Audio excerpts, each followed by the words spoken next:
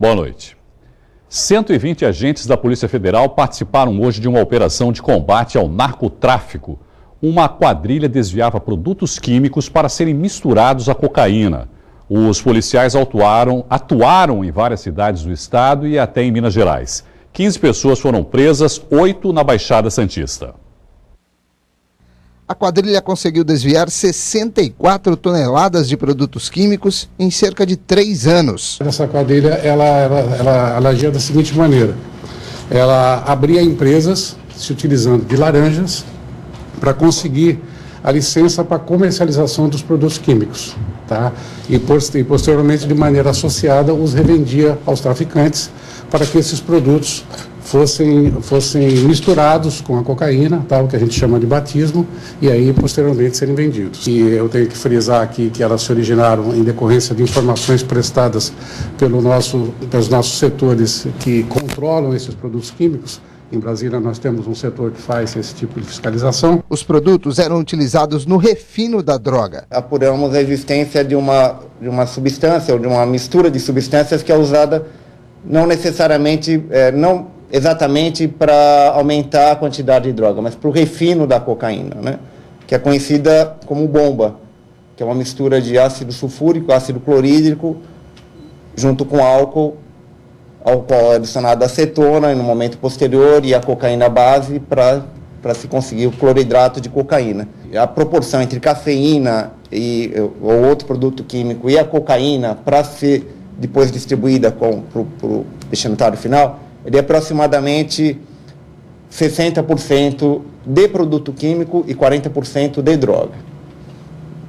Daí a gente chega nessa quantidade de cocaína que supostamente foi criada a partir da adição desse produto químico, e com o preço de venda que é praticado, a gente chegou aí nessa movimentação de valor de aproximadamente R$1 bilhão. Pessoas e empresas com licenças para comercialização dos produtos químicos foram identificadas. A polícia ainda investiga se algumas delas participavam do esquema ou eram utilizadas como laranjas. Pelo menos uma certeza: a atuação na Baixada Santista era uma das mais importantes. Foi identificado um líder, esse líder identificado foi preso no flagrante da operação em agosto ou setembro do ano passado. É da região da Baixada, se não me engano, é de São Vicente. E policiais militares descobriram um bingo clandestino em Santos na madrugada de hoje. 12 pessoas foram detidas e encaminhadas ao 3º Distrito Policial da cidade. 52 máquinas caça-níqueis foram apreendidas durante a operação. A casa de jogos ficava na rua Alexandre Martins, no bairro da Aparecida. Um operário morreu ao cair de uma altura de 50 metros no prédio em que trabalhava em Santos. Esta é a segunda morte na mesma obra. Dona Helenice ainda não esqueceu o que ouviu pela manhã. Nós sentamos para tomar café, ouvimos um grito que está ecoando até agora nos meus ouvidos.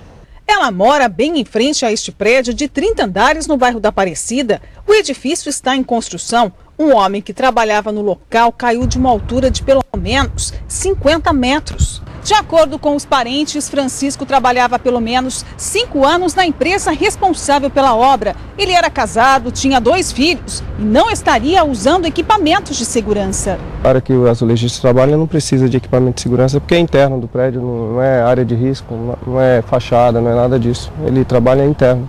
Não tem segurança nenhuma. A gente vê eles no balancinho, com uma cordinha fina que vocês podem filmar e ver. Eles não têm segurança. O engenheiro que está aí deveria ser mais exigente. O mesmo prédio já registrou outra morte. Em novembro do ano passado, um pintor de 36 anos caiu no poço do elevador. Para o caso desta terça-feira, a perícia foi acionada e deve apresentar o laudo com as causas da morte nos próximos dias. Francisco Arruda Silva tinha 40 anos. A construtora responsável pela obra prometeu dar todo o auxílio necessário à família da vítima. A empresa afirma que uma porta no andar em que o operário trabalhava deveria estar trancada e poderia ter evitado a queda. A construtora vai realizar uma perícia para saber as causas do acidente. Foi realizada ontem a missa de 7º dia de Ayrton de Lima Chaves, atropelado por um carro em alta velocidade em Cubatão. O motorista fugiu sem prestar socorro. Familiares e amigos participaram da missa em homenagem a Ayrton de Lima Chaves, que aconteceu na Igreja Matriz em Cubatão. O jovem que partiu desta vida. Em memória a Ayrton, todos vestiam camisetas com a foto do jovem e com a mensagem: tem que ser especial para ser inesquecível. Uma semana depois da morte do rapaz, a família continua inconformada. Uma perda muito grande, uma falta enorme, uma coisa inexplicável. Muito do bem, muito amigo, muito querido por todos. Ayrton, de 18 anos, estava em frente a essa pizzaria na Avenida das Nações Unidas, em Cubatão, no dia 13 de abril, quando foi atropelado por uma EcoSport em alta velocidade. O jovem bateu a cabeça, chegou a ser socorrido, mas não resistiu aos ferimentos. Hoje, o desejo de toda a família era só um: justiça. Justiça de Deus tarda, mas não falha, mas a gente quer justiça, entendeu? No último dia 17, um comerciante foi esfaqueado e assaltado no bairro Ribeirópolis, em Praia Grande. Os bandidos levaram R$400. Toda a ação foi gravada pela webcam do computador da vítima. Hoje, a polícia prendeu 2 dos envolvidos. Esse rapaz segurava a vítima enquanto outros 2 colegas procuram dinheiro. Leandro Donizete Felizardo, de 28 anos, já tinha passagem pela polícia, foi reconhecido pelas imagens da webcam e preso na manhã de hoje. Junto com o marginal, foram encontradas as roupas usadas na noite do crime e o celular da vítima. Através das imagens que foram exibidas anteriormente nas redes de televisão, recebemos informação que um desses indivíduos seria o Leandro. Procuramos aí nos nossos arquivos, verificamos que ele tinha passagem. A foto que nós tínhamos era semelhante à imagem, tinha bastante semelhança. Pedimos mandado de busca, fomos à casa dele, localizamos ele e as roupas que ele utilizou no dia, que aparece na imagem. A mãe nos garantiu que já sabia, porque já tinha visto a imagem e viu na televisão que realmente era o filho dela. Depois de prender um dos criminosos, a polícia chegou a um segundo suspeito. Carlos Alberto Gonçalves Diniz, de 22 anos, que também tinha a passagem, confessou a participação no crime. É ele que dá as facadas no comerciante. O bandido também foi preso. Quando eles saíram lá da cena do crime, quando eles foram embora, eles tinham certeza que a vítima tinha morrido. Tanto que eles continuaram a vida deles normal, menos o Júnior, que o Júnior andou desaparecido aí, segundo a família, mais de 10 dias. Apareceu ontem em casa, né? Inclusive raspou o cabelo, ele não, agora está careca, né? Ele tinha cabelo, nas imagens aparece. As lembranças que eu tenho, que era mais ou menos 2 horas da manhã, o acontecido. Aí eu fiquei desacordado até 5h30. 5h30 eu tentei sair para a rua para tentar procurar um socorro, alguma coisa, mas ali é um lugar deserto também, que não tem uma viva alma na rua. E começou a me dar tontura, eu retornei para dentro de casa novamente. Quando cheguei na porta, caí de novo. Fui acordar por volta de 8h30, mais ou menos, da manhã, tentando me levantar, apoiando. Aí uma pessoa me chamou lá fora, apontei, ele falou: rapaz, o que aconteceu? Eu falei: eu vou buscar um carro para te socorrer, só. Para a vítima, sobraram as cicatrizes por todo o corpo e o desejo de justiça. Tirar eles da rua para que não aconteça com outros, né? Porque só a gente que passou é que sabe aquilo que a gente sente. O terceiro envolvido no crime, que não aparece nas imagens gravadas pela webcam, já foi identificado pela polícia. Fábio Santos Barreto, de 37 anos, continua foragido. Denúncias podem ser feitas pelo telefone 181. Não é preciso se identificar. Já voltei um dia da semana passada. Não para morar? Não, só para ver como que estava, como é que ficou as coisas lá. E aí agora vou esperar mais uns dias para poder voltar lá. Se em Praia Grande o olhar eletrônico levou a polícia até os acusados, em Santos, as mais de 170 câmeras de monitoramento registram cada dia mais flagrantes. Hoje foi divulgada uma imagem que mostra a segunda tentativa de assalto à mesma vítima. O senhor segue tranquilamente pela orla da praia. Não são nem 9 horas da manhã. Ele caminha com um relógio de bengala. De repente, um jovem de bicicleta, camiseta vermelha, tenta roubá-lo. 5 minutos depois, é pego pela polícia militar. Há menos de 3 dias, o mesmo homem foi abordado por 2 rapazes também de bicicleta. Só não foi roubado porque revidou com a bengala. Polícia Civil investiga incêndio em escola estadual em São Vicente. Os próprios alunos são suspeitos de terem provocado as chamas. As imagens foram gravadas ontem à noite por um estudante na Escola Estadual Margarida Pinho Rodrigues, na Vila Margarida, em São Vicente. As chamas são de uma sala de aula usada para leitura. Os alunos gritavam e fugiam. Durante o período, as aulas foram suspensas. O vídeo chegou às redes sociais e já teve mais de 450 compartilhamentos. Termina daqui a pouco, às 23 horas e 59 minutos, o prazo para a declaração do imposto de renda. O documento pode ser entregue pela internet pelo site receita.fazenda.gov.br. Quem perder o prazo estará sujeito a multa de R$ 165 e ter o CPF suspenso. Até às 6 horas da tarde, ainda faltavam ser entregues cerca de 35 mil declarações na região. E a seguir, uma entrevista ao vivo com o secretário de Assuntos Portuários de Santos, Eduardo Lopes. Em pauta, a medida provisória 595 e o trânsito de caminhões na entrada da cidade. Nós voltamos já.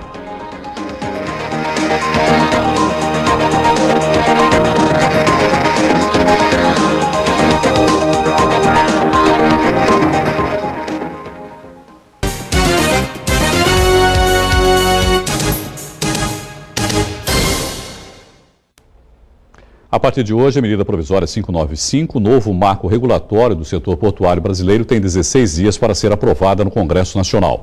Para falar sobre o assunto, nós recebemos o secretário de Assuntos Portuários de Santos, Eduardo Lopes. Secretário, medida provisória que não é mais medida provisória, o senhor estava me dizendo, muda a nomenclatura a partir de agora. Projeto de Lei de Conversão número 9. Quer dizer, acho que a partir de agora, a medida provisória passará a ser conhecida como esse projeto de lei de conversão. E esse projeto de lei de conversão, vamos chamar assim, então, passou por alguns ajustes, o que muda na prática para a região se ela for aprovada? Pelo ponto de vista dos trabalhadores, eu acredito que o que foi aprovado pela comissão mista está mais ou menos tranquilo. Os próprios trabalhadores dizem que 80% do que foi pactuado foi mantido. Aliás, tivemos até avanços, porque haverá agora a questão de uma renda mínima, mais ou menos um seguro-desemprego, também na questão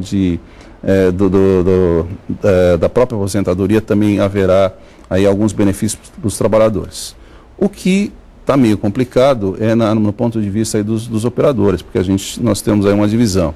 Os contratos assinados antes de 93, que o governo imaginava inicialmente licitar os terminais, e depois foi feito um acordo que seriam renovados por 5 anos.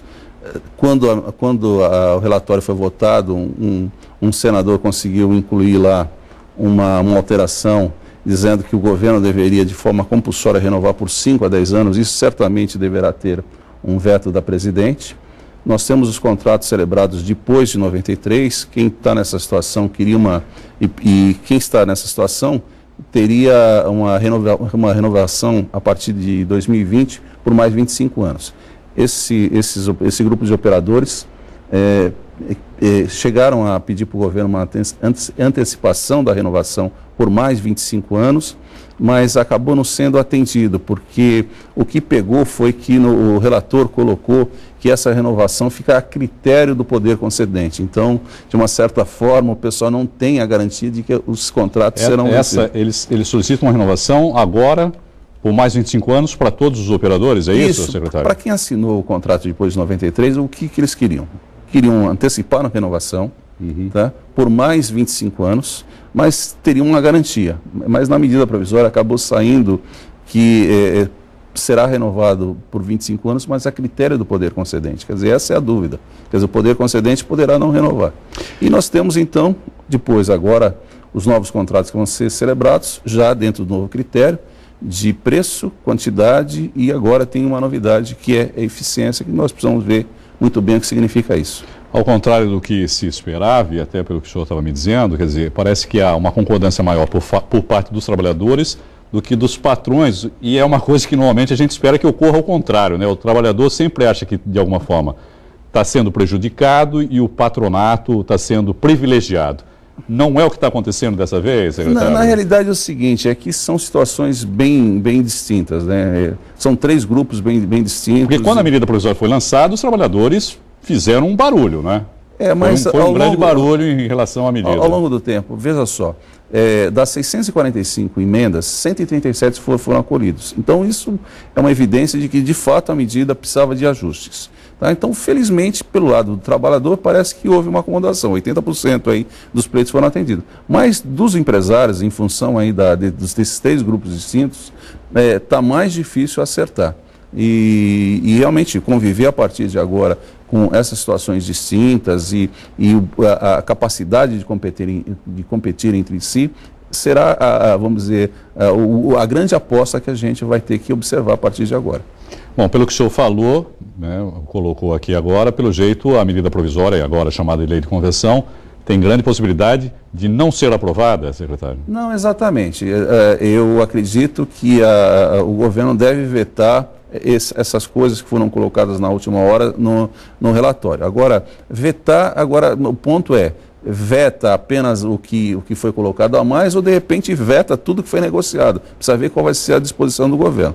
Mas outro aspecto que, infelizmente, foi mantido é a concentração em Brasília de praticamente todo o poder aí do sistema portuário, o que está completamente na contramão do que acontece nos outros portos. Nós temos sempre visto aí, por exemplo, chinês, né, que para sustentar a grande expansão do comércio exterior chinês, os portos foram rapidamente implantados e são portos fantásticos. E lá o modelo de centralização é uma lição para o resto do mundo. Então, em todos os lugares, o modelo é de centralização. Isso vale para todos os setores, não é, secretário? Sem dúvida, sem dúvida. Centralização nunca é interessante em nenhum setor de atividade. Esse é o grande temor. É uma questão que nós vamos ter que batalhar, ver aí vamos dizer, na vigência de fato, na operacionalidade disso, o que vai acontecer. Porque a gente teme que portos importantes como Santos acabe perdendo. Secretário, aproveitando que o senhor está aqui, queria mudar um pouquinho de assunto. Recentemente tivemos aí os problemas de trânsito, né, com o acúmulo de caminhões na entrada da cidade que se dirigiam ao porto. E agora parece que a situação se normalizou um pouco em relação a isso. Secretário, o que deve ser feito para as coisas continuarem assim? Esse agendamento que está sendo feito das cargas de curto prazo é o suficiente para resolver o problema ou outras medidas precisam ser tomadas? Não, nós temos algumas outras medidas a serem tomadas. Nós temos um problema estrutural, que é a falta de silo e a questão da matriz de transporte. Isso é uma questão que vai ser resolvida ao longo do tempo. Nós temos outros problemas, que é a questão da entrada da cidade, que também está sendo vista, a questão da complementação das perimetrais, enfim, a gente tem alguns problemas que, enquanto nós não temos a solução, nós temos que administrar os problemas. E a administração nós temos que fazer através do agendamento. Nós temos que ver a nossa capacidade de atendimento e, em base a isso, ter um regramento. Naturalmente, nós temos, felizmente, vivido aí um momento de calmaria, mas a gente, a qualquer momento, a gente pode ter algum problema, imagino mais de caráter operacional, menos vamos dizer, de falta de planejamento, que a gente venha a ter alguma turbulência, o que seria, de uma certa forma, normal no momento de concentração de exportação de safra. Mas nós devemos ter a semana que vem uma nova avaliação do que foi feito.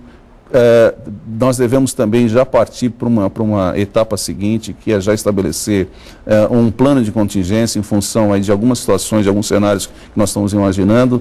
Então, progressivamente, nós vamos agora estabelecer aí algumas outras etapas dessa programação feita. Vamos torcer para que no ano que vem a gente não tenha tantos problemas como tivemos nesse ano, não é, secretário? Com certeza. Conversei com o secretário Eduardo Lopes, de Assuntos Portuários. Secretário, obrigado mais uma vez pela participação conosco aqui no Caderno Regional e uma boa noite para o senhor. Eu que agradeço o convite, estou à disposição. Muito obrigado. O Caderno Regional faz um rápido intervalo e volta em 1 minuto e meio. Até já, não saia daí.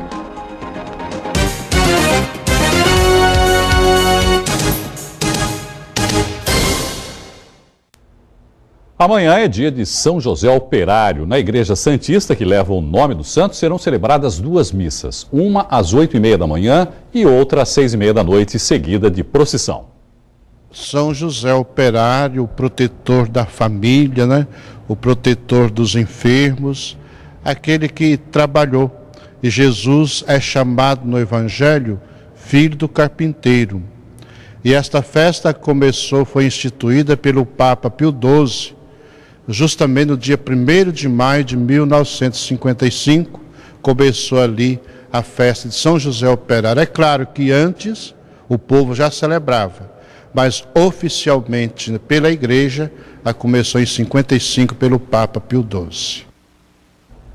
A visita de um dos diretores da Petrobras à Unisanta celebrou a antiga parceria entre a empresa e uma das maiores universidades da região. O gerente-geral da Unidade de Exploração e Produção da Petrobras na Bacia de Santos visitou o complexo educacional da Unisanta e as dependências da Santa Cecília TV. Não é de hoje que Unisanta, Petrobras e todo o complexo que envolve a cadeia de petróleo e gás estão tenuemente ligados. Essa ligação é favorecida pela qualidade de ensino da Unisanta, os serviços por ela prestados nos diversos laboratórios de pesquisa e desenvolvimento e principalmente na ligação com as empresas, através da capacitação de mão de obra, hoje urgentemente necessária no mercado que é tão competitivo. O gerente da unidade da Petrobras também ministrou uma aula magna para os cursos de engenharia da Unisanta. Está chegando a hora. Falta menos de uma semana para a 30ª edição dos Jogos da Unisanta. Recorde de atléticas inscritas. 237 equipes vão disputar 13 modalidades. E a internet vai ser um importante canal de comunicação entre os estudantes e o público em geral.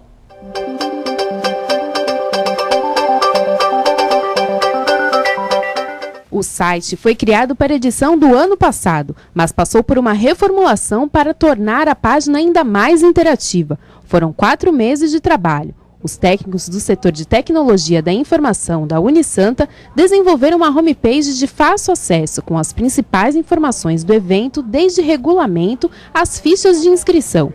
Quem acessa unisanta.br/jogos vai encontrar as chaves e resultados, partida por partida, tudo em tempo real. De acordo com que os jogos vão acontecendo, os resultados vão sendo lançados no site e também notícias vão sendo postadas pela equipe da assessoria de comunicação, releases vão sendo postadas e a ideia é mais essa mesmo, da gente poder acompanhar os jogos na web, ou em dispositivos móveis de forma dinâmica e acompanhar pelas redes sociais também. No site, além dos 30 anos de história da competição, você encontra detalhes das modalidades separadas. As notícias e fotos das rodadas serão produzidas pela assessoria de imprensa da Unisanta. Tem a questão da tabela, que é atualizada também, e as chaves. A pessoa vai acompanhar nas chaves quem vai jogar já no próximo jogo, porque isso também é tudo automático, uma coisa bem interativa, bem bacana em tempo real.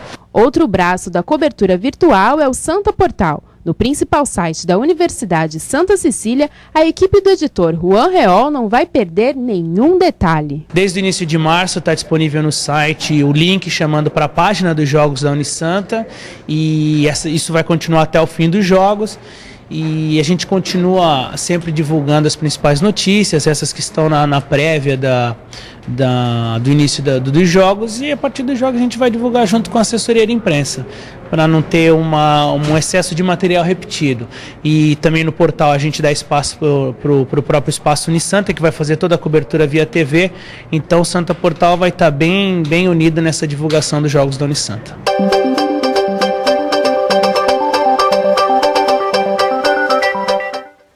Que tal unir esporte à leitura? Esse foi o objetivo de um grupo de canoístas de São Vicente que decidiu levar os livros para a praia. Um baú repleto de conhecimento. Gabi veio à praia e aproveitou para aprender um pouco mais. Apesar da pouca idade, ela sabe muito bem o que é importante. Eu gosto de ler livros, bastante. E eu gosto de ver peixe, gosto de ler A Bela e a Fera, gosto muito de ler. Orlando veio remar, se deparou com os exemplares e não resistiu. De repente a gente vem remar e encontra aqui um acervo muito grande de livro. Já vou trazer um pouco também. É uma ideia muito boa, eu adorei a ideia. Eles participaram do programa Viva a Leitura, que aproveitou o cenário da Praia do Gonzaguinha para promover a cultura. Um grupo de canoístas decidiu apoiar o evento por um simples motivo. Hoje em dia as crianças estão muito ligadas em computadores, não estão mais ligadas em uma leitura dinâmica, em estar interagindo pessoa a pessoa. Eu acho que isso é importante, a gente tentar resgatar. O programa foi lançado recentemente em São Vicente e é composto por várias outras ações. Do tipo o baú de leitura, que são os baús utilizados na encenação de janeiro, né? Foram reciclados. E desses baús, por exemplo, são 50 títulos no mínimo de literatura, onde as pessoas poderão pegar um exemplar, levar para casa, ler e devolver para que outras pessoas possam fazer o mesmo. Há também o programa Poemas em Retalhos, que é de incentivo à divulgação do trabalho dos poetas vicentinos e da região como um todo. Oficinas de contação de história, há um projeto que se chama Pipoca Literária, que são carrinhos de pipoca à moda antiga para leitura rápida, também em pontos de interesse popular, e tudo isso sempre com participação da população, como vocês estão vendo aqui hoje. Era uma vez um menino maluquinho. Ele tinha olho maior do que a barriga, tinha fogo no rabo. Foi realizada neste fim de semana em Santos uma exposição de miniaturas de carros. Quem visitou pôde apreciar réplicas bem curiosas. Para quem gosta de aventura em duas rodas, esta exposição com certeza é um prato cheio. É o 4º encontro realizado em Santos e reuniu colecionadores de várias cidades. Só a coleção de Torrese, por exemplo, tem 10 mil peças. Miniaturas de carros de tudo que é jeito, estilizados. As combis feitas com séries limitadas são a paixão dele, que não mede esforços para conseguir as unidades. Eu cheguei a pagar numa peça limitada a 10 unidades. Foi feito um de 10 até $1.000. Qual que é a sensação? A sensação de ter uma peça que eu e mais 10 pessoas no mundo têm essa unidade. Na coleção dele tem carrinho que vale R$5 e outros, como esta Ferrari, por exemplo, que não sai por menos de R$800.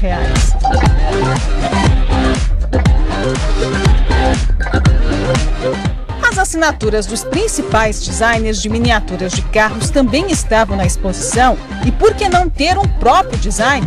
Mas não americano, brasileiro e o melhor, de Praia Grande. Dias está há 2 anos no ramo, faz a funilaria e dá cara nova aos carrinhos. Cores originais, marcas de ferrugem, trabalho que já foi reconhecido e premiado nos Estados Unidos. Essa última convenção que teve em Las Vegas agora, uma das miniaturas minhas tirou 2º lugar e foi a escolha do público. Os brasileiros agora estão conseguindo pegar os prêmios dos americanos, eles não estão gostando muito. Nós estamos brigando de pau a pau, porque eles têm muito mais recurso e equipamento que a gente com pouca coisa que a gente tem aqui no Brasil, a gente consegue ganhar deles também. E quer coisa melhor do que ter um carro feito só para você? Hugo que o diga, segura uma miniatura feita especialmente para relembrar a época que era piloto. Participei de uma corrida em Interlagos com ela de força livre em 2000. Dá para matar a saudade? Dá vontade de correr, né? O próximo encontro será no dia 23 de maio, na rua Senador Dantas, número 314, no bairro do Estuário, em Santos, das 2 horas da tarde às 8 da noite. E a entrada é de graça. A edição de hoje termina aqui. Tenham todos um excelente feriado. Lembre-se, pelo Santa Portal você continua bem informado. O Caderno Regional volta na quinta-feira às 7h30 da noite. Eu espero por vocês. Até lá. Tchau.